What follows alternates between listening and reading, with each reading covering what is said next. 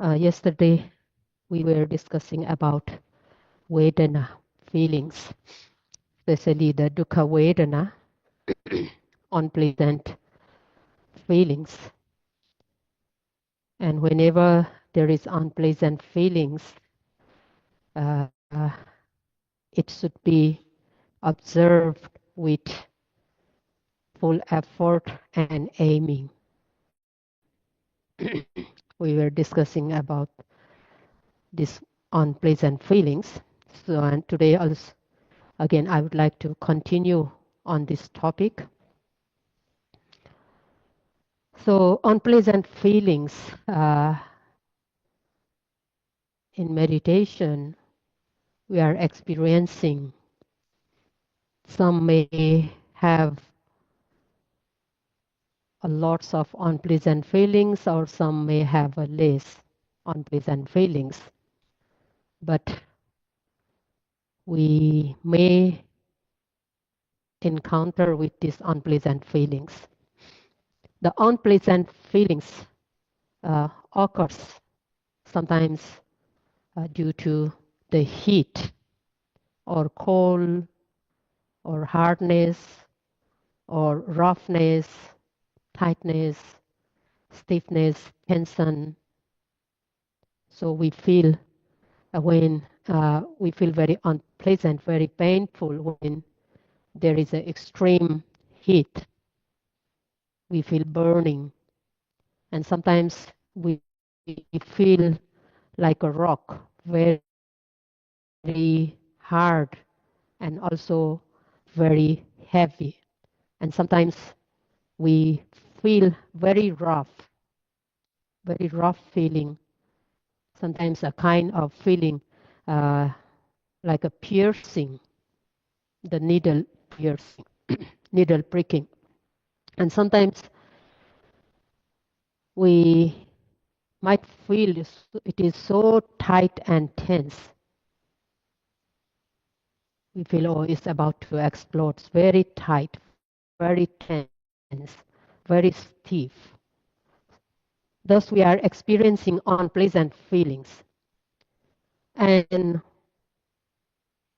what we have to do, according to the instructions, we have to note, we have to observe all of them as much as we can.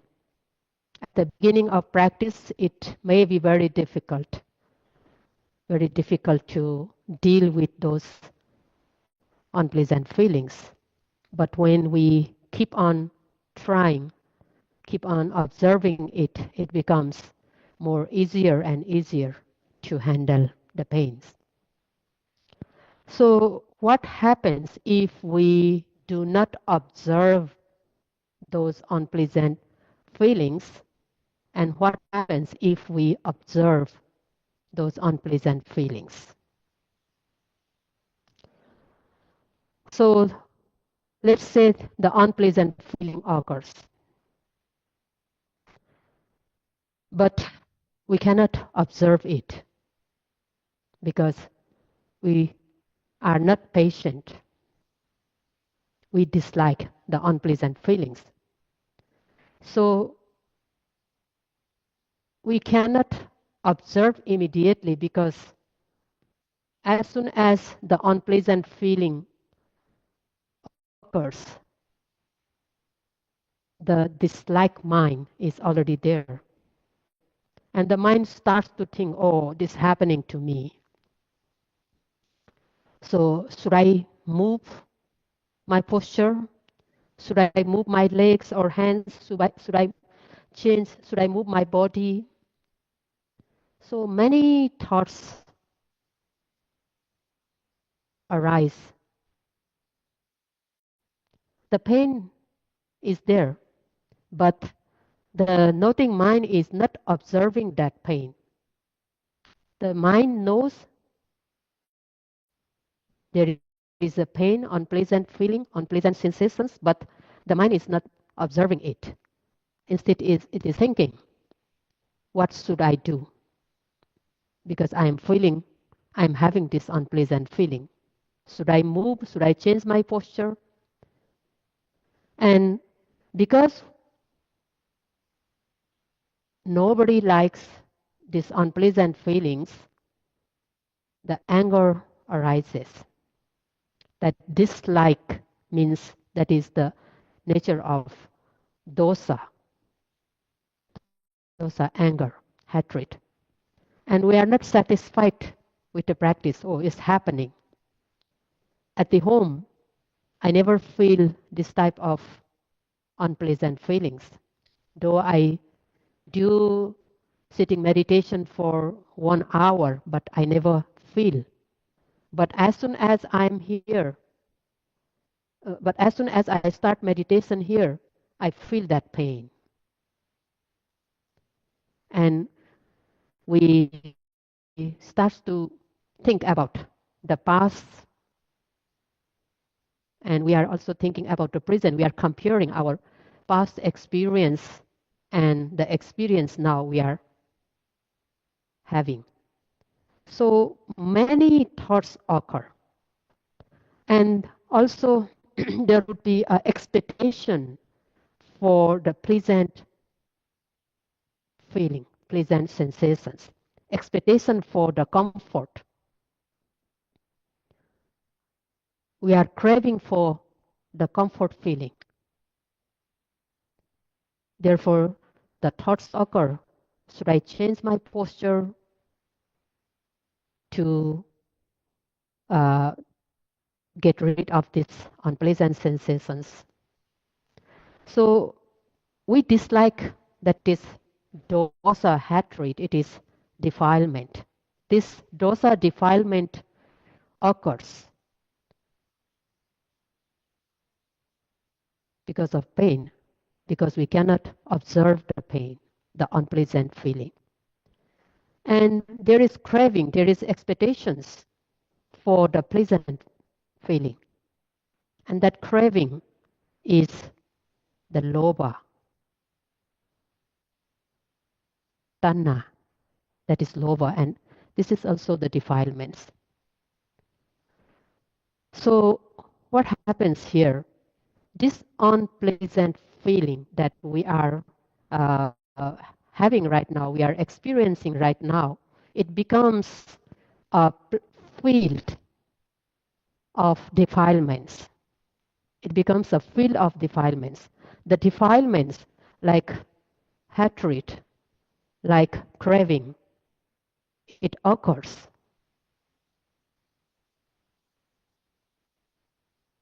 because we cannot note, we cannot observe the pain. So the pain becomes kilesa bhumi, that is the field of defilements.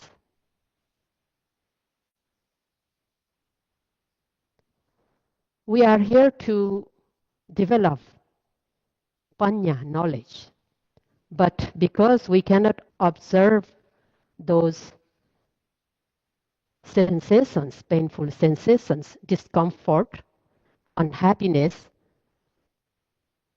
the defilements occurs. Defilements occur. The pain becomes a field of defilement. If we are able to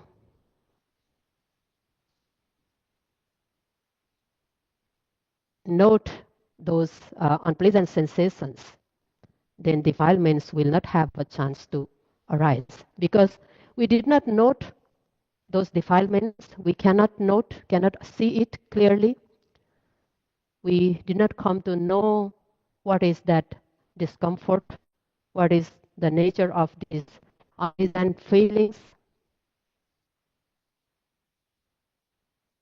And also, we did not know that how these unpleasant feelings weakens our mind, how it makes our mind exhausted. Whenever we have a very extreme type of pains, we feel very exhausted at the beginning, so painful. We cannot tolerate it. So painful. It's very difficult to observe that. And our mind becomes very weak. We have no strength to observe it, no strength to fight that with that, no strength to note that pain. The mind becomes very exhausted. So if we do not note the pain, we don't know the nature of pain. The tired feeling, the exhausted feeling occurs because of the pain. But we are not mindful, then we don't know that nature. So not knowing is ignorance. Ignorance, the defilement of ignorance, also there. And sometimes we think that, oh, my leg hurts, my body hurts. So I am having this pain. And this pain, it just stays there. It's a constant pain. It's lasting for a long time. It does not disappear. We didn't see the impermanent nature of the pain. And we think that the pain is permanent. It is there all the time. So knowing wrongly. And that is also ignorance, avijja. So those defilements occurs because we cannot observe the pain. But in the other hand, if we can observe the pain, we come to know the nature of the pain. We come to know the nature of pain. What type of pain is that? How it changes.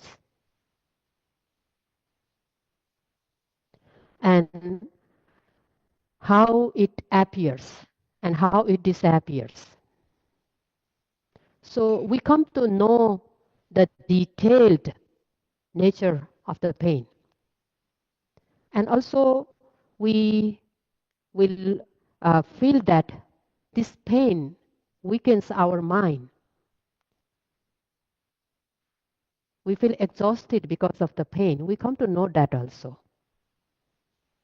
Because pain has a function of weakening the associated tamas.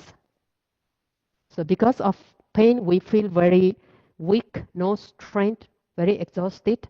And we come to know that because we are observing that pain very mindfully with full effort and aiming. And when we keep on observing that way, we comes to see the impermanent nature of pain. It appears and disappears, comes and goes. The pain just arises and immediately it disappears also. We see the impermanent nature. So knowing this way, the nature of pain, the impermanent nature of pain, that is the knowing, understanding. We comes to understand the pain is not permanent. It does not stay there all the time. So that understanding, that knowing is knowledge. And we gain this knowledge because we are observing the pain very carefully. Therefore, now here the object, this pain or discomfort or unpleasant senses, feelings becomes the field of Paññā. And here Paññā, Vipassana Paññā. So therefore, if we are, whenever we feel the unpleasant sensation, then we have to note it very carefully, very effectively, as much as we can. Sometimes at the beginning of the practice, it might be difficult, but doesn't matter. At least we try our best. Yeah, at least we try our best to observe it, and sometimes we couldn't tolerate it anymore, and we actually, uh, in that state that, oh, we have to surrender, we have to give up, we change the posture. But in the process of changing the posture also, if we change the posture very mindfully, though we surrender, but we still have a constant mindfulness because we are changing the posture very mindfully. We did not lose our mindfulness. But at the beginning, we should try our best so that this pain becomes a field of wisdom, not the field of defilements. Therefore, by observing the pain, we should develop the knowledges, not the kilesa, not the defilements. If we are not mindful, if you cannot observe mindfully what happens, because of that unpleasant sensations, craving arises. Vedana paccaya tanha. Vedana paccaya tanha. Craving arises dependent on Vedana feelings. Here, the unpleasant feelings. Because whenever we feel discomfort, we crave for comfort. Whenever we feel unhappiness, we wish for the happiness. Dukhe sukhang patayati. So, if we are not able to note, then these unpleasant feelings, because of unpleasant feelings, craving arises. If we can observe the pain very carefully, then what happens? Vedana paccaya paññā, not the tanha, not the craving. Because of feelings, paññā, knowledge, arise. So we have to try that way. Therefore, wherever we feel pain, we should not hate the pain. We should not hate the pain. Though we don't like, we should not hate it. We just consider it as a friend. Why? Because when we have pain, when there is a extreme pain, at that time, the noting mind, it does not go here and there. The noting mind does not wander actually. Because the pain is extremely painful and the mind is pulled by this pain. The mind always goes to that pain, though we don't like.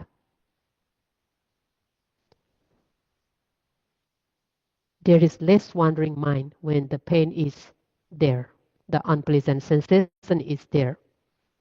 Therefore, we should behave, we should take the pain as a friend. We should not hate the pain. And again, yesterday, we already discussed that whenever the pain becomes very extreme, sometimes we note it very closely, sometimes we note it from a distance. We should try. Yeah? Keep on noting sometimes very closely, focusing it, and sometimes observe it from a distance in a relaxed manner, so that if we keep on practicing that way later, we uh, we will be able to overcome that pain. We will be able to challenge that pain. And thus now we say that the pain, Vedana Paccaya Paññā, have we should try our best so that the Paññā knowledge occurs because of the noting of pain. And there are incidents, there are the stories in during Buddha's time also. By observing pain, the monks, they enlightened. Yeah? During Buddha's time, there are two brothers, the elder brother and younger brother. The younger brother was married. The elder brother, one time, he got a chance to listen the talk, the Buddha's talk. And after listening the Buddha's talk, he now want to become a monk. So he asked his brother, he gave all his property, all his wealth to his brother, and he became a monk. And after learning the method of practice, after learning the method of this Satipatthana practice from the Buddha, he went to the forest and practiced there. But at the home, his sister-in-law is a bit worried. His younger brother's wife, his sister-in-law is a bit worried. She thought that she's worried because she thought that my brother-in-law is now, he's a monk, he's practicing at the forest, but we don't know. His mind can be changed. And if he don't want to continue the monkhood, the monk's life, he may disrobe and come back to the home. So when he come back, then all the wealth he gave to us need to return to him. So he is worried about the wealth that he has to return again if he disrobed. So what she did is she sent a killers to kill his brother-in-law who is practicing meditation at the forest center. So the killers went there, and this monk, the elder brother, a monk asked them, "Why are you here? What are you doing here?" And they said that we are here to kill you. We are here to kill you. And this monk said that, please don't kill me right now, because I am here to practice. I am practicing here to kill the defilements. I haven't killed the defilements yet. I haven't killed the kilesas yet. So please wait. Don't kill me right now. Please wait. But the killer said, no. What if you run away while we fall asleep? If you run away, what to do? So we cannot wait. We cannot wait. We have to kill you right now, because they already got the money from that sister-in-law to kill this monk. So they said, no, we cannot wait until tomorrow morning. We cannot wait. The monk said, please wait one night. I want to practice. I want to continue my practice to kill the kilesas, to the defilements. So please wait. But they don't listen. What if you run away?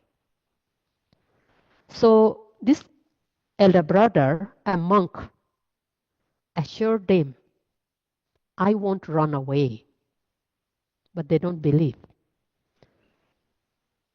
I won't run away.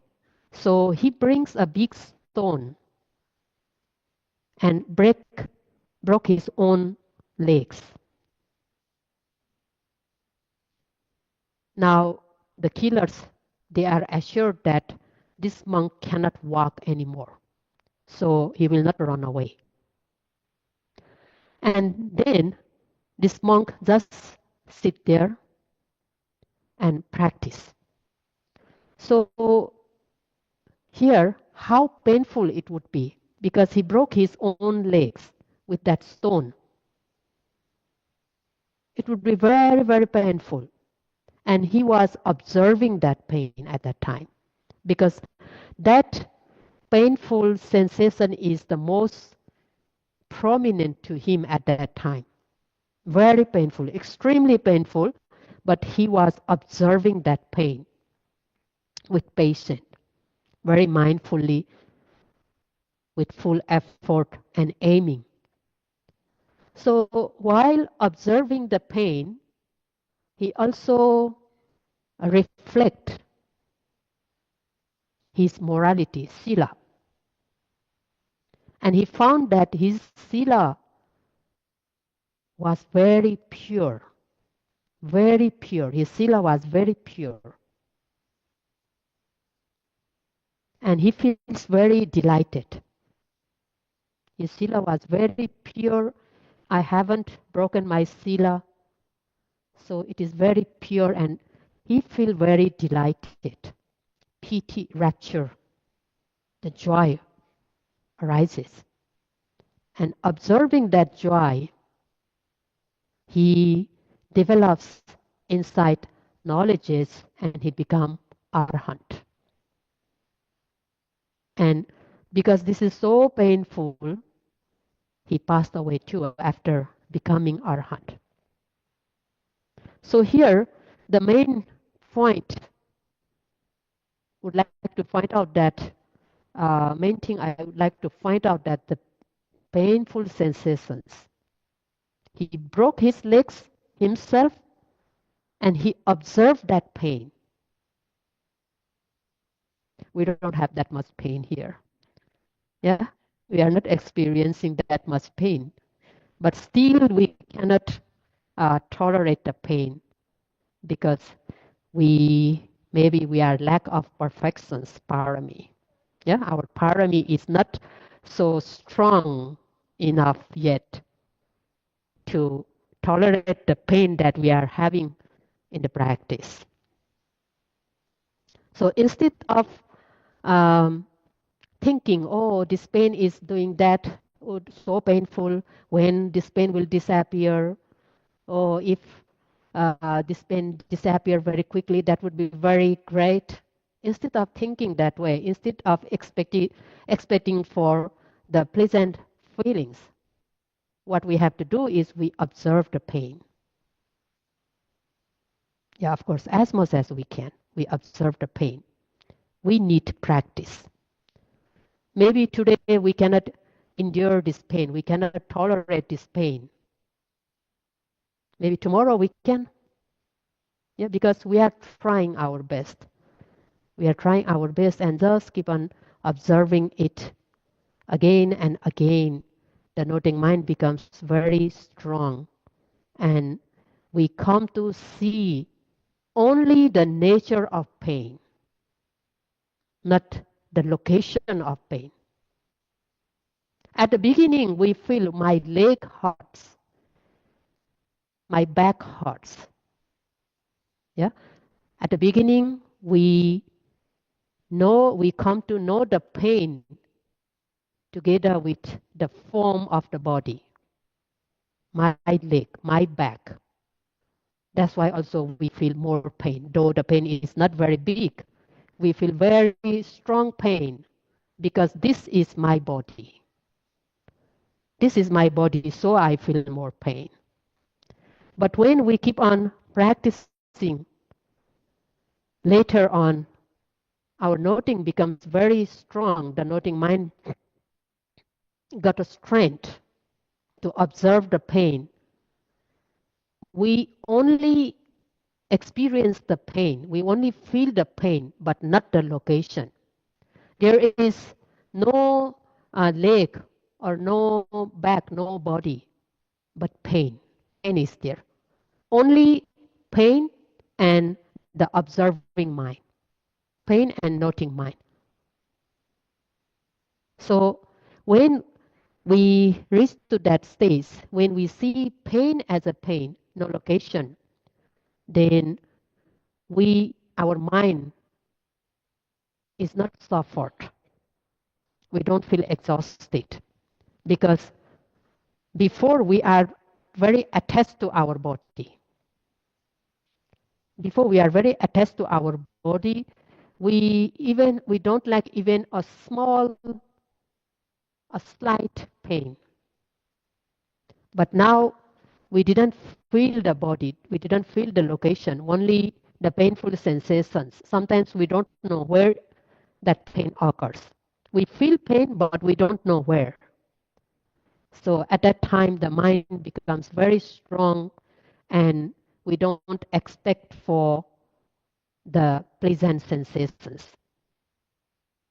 We are not we are not craving. We will not crave for the pleasant sensation. Only the noting mind and pain, noting mind and pain, appearing and disappearing as a pair. And sometimes we feel this pain is very pleasant, like it becomes a pleasant pain.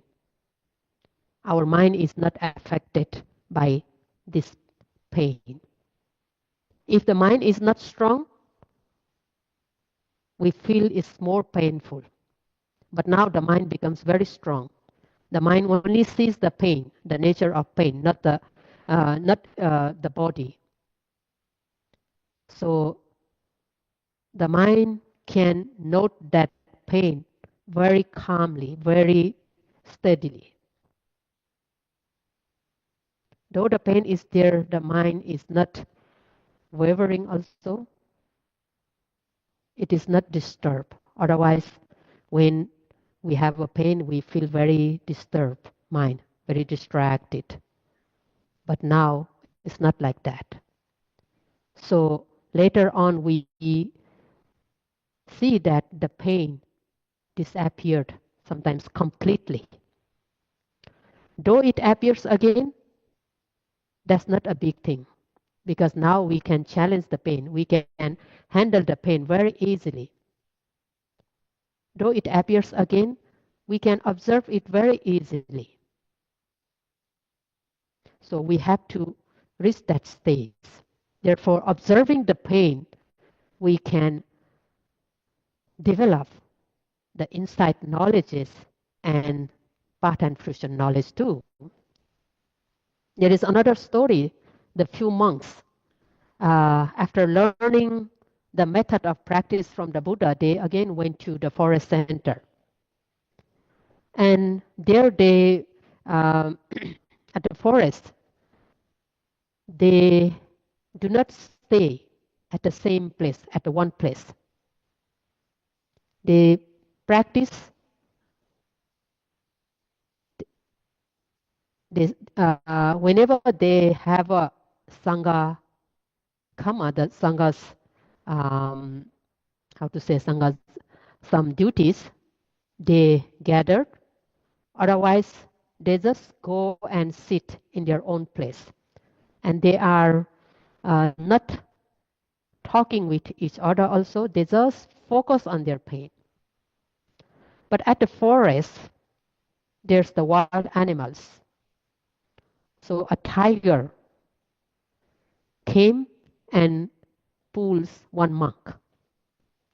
But he did not scream, he did not make any noise because he is worried it will disturb other monks.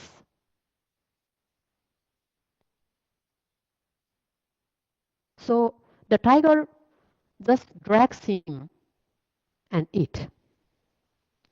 So this happens for a few times. And one time when they gathered together, the eldest monk feel that we are less. So later they come to know that quite often the tiger comes and drags the monk.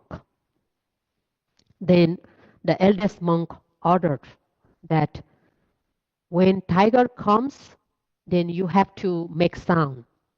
You have to let other monks know.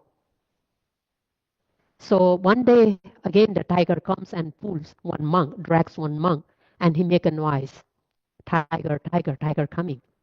So all the monks came out from their meditation area with sticks to chase the tiger. They try, but the tiger pulls this monk very fast, so the other monks cannot follow. And it reaches to the edge of the mountain where the other monks cannot go. And at that time, the eldest monk uh, asks this monk, this victim, to be mindful, not to lose mindfulness, not to lose mindfulness, because we cannot do anything right now. And you are about to die because the tiger is going to eat you, kill you, and eat you. So you are about to die. We cannot do anything, although we try. So at this time, you should not be negligent. You should not be negligent. Try to be diligent. Apamada. So be mindful. Try to note whatever happening in your body and mind. Be mindful. Be diligent, not negligent. And they came back, and the tiger starts to eat that monk from, I think, the toes, in the legs, leg toes. And the tiger eating, the monk also noting, observing. And when the tiger eats about, how to say, this ankle, he gained the first part and fruition knowledge. He gained the first part and fruition knowledge. The tiger continues to eat, and he is also meditating.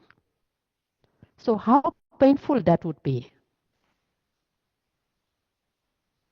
Very, very painful. But he's meditating. Slowly he gained the second part and fruition knowledge, third part and fruition knowledge. And when the tiger is about to eat this heart area, he gained the authorship. He gained the authorship, and the tiger also ate this chest area, heart area.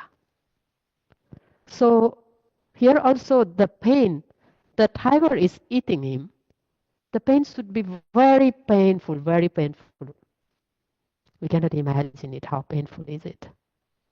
But he is very diligent. He is noting, he is observing very mindfully. And he gained the fourth part and fruition knowledge. He became arhants. So those are the stories happened during Buddha's time.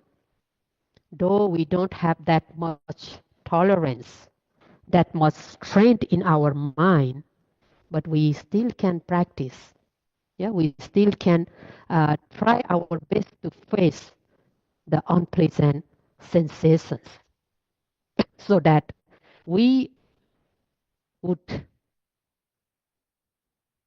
have upper hand on the unpleasant sensations when they become extremely unpleasant.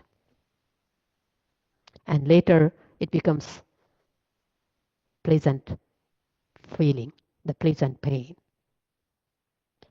So dukkha vedana, unpleasant sensations, unpleasant feeling, is also sometimes a very good object for the Vipassana practitioners. It's very good object. When you have pain, you feel you are very busy. When you don't have any pain, or you feel bored, you have nothing to do. Yeah, you have nothing to do. You are quite free, so you feel bored. When we are busy, we don't have a time to feel bored because very busy, no time. But when there is no pain, sometimes the mind becomes very bored. Something is missing. Something is missing. Though we have a main object rising, falling, we are noting, but sometimes the mind doesn't stay on rising, falling for a long time. It wanders. Many thoughts occur. Many imaginations occur. Fantasies, planning. So many things happen. But when there is pain, the mind is very busy observing those pains. No time to relax.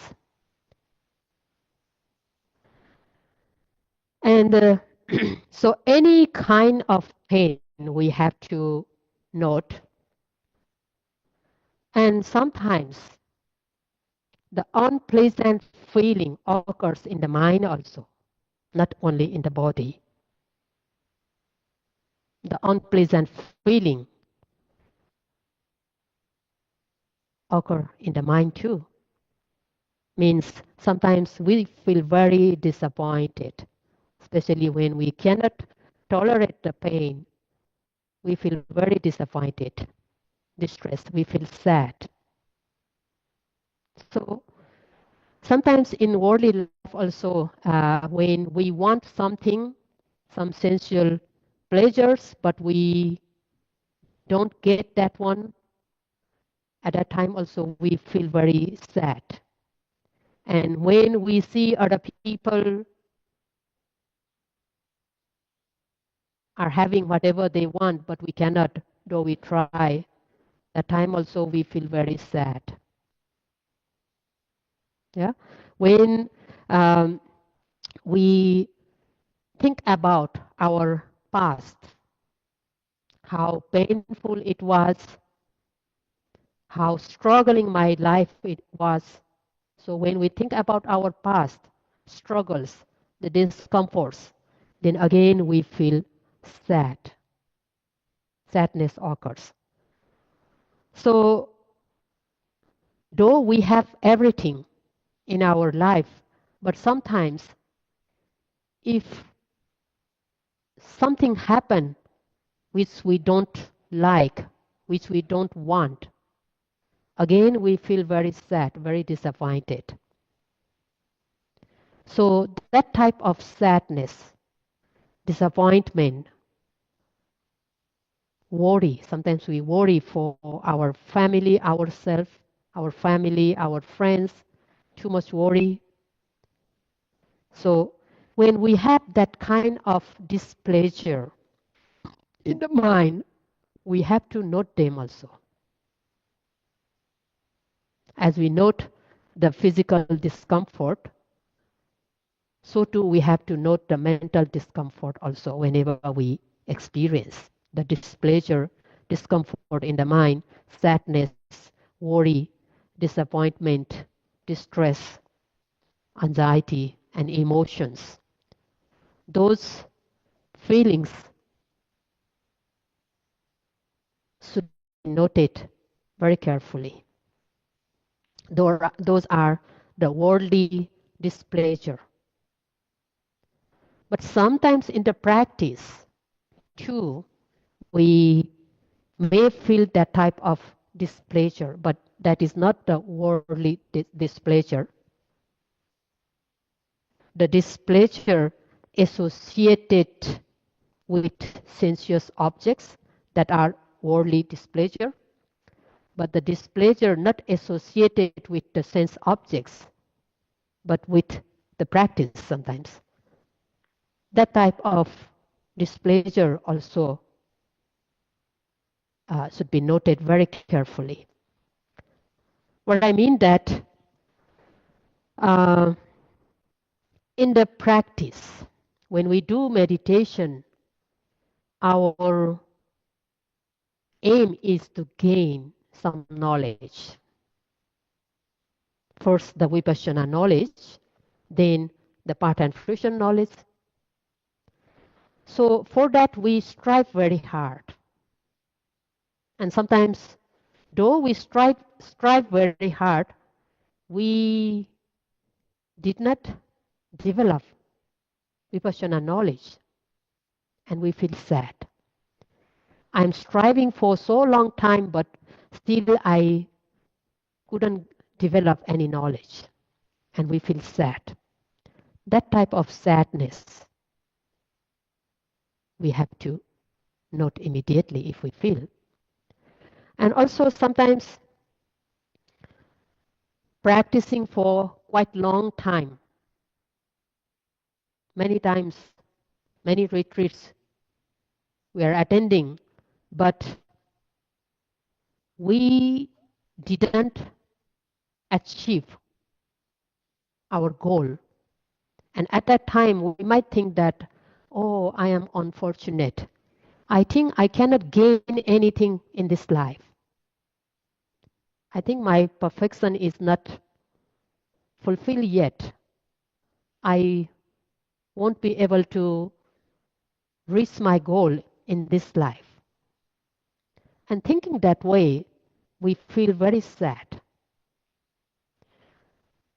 We want to gain something in the practice, but though we practice for quite long time, we cannot reach to that stage, then we feel very sad, very disappointed.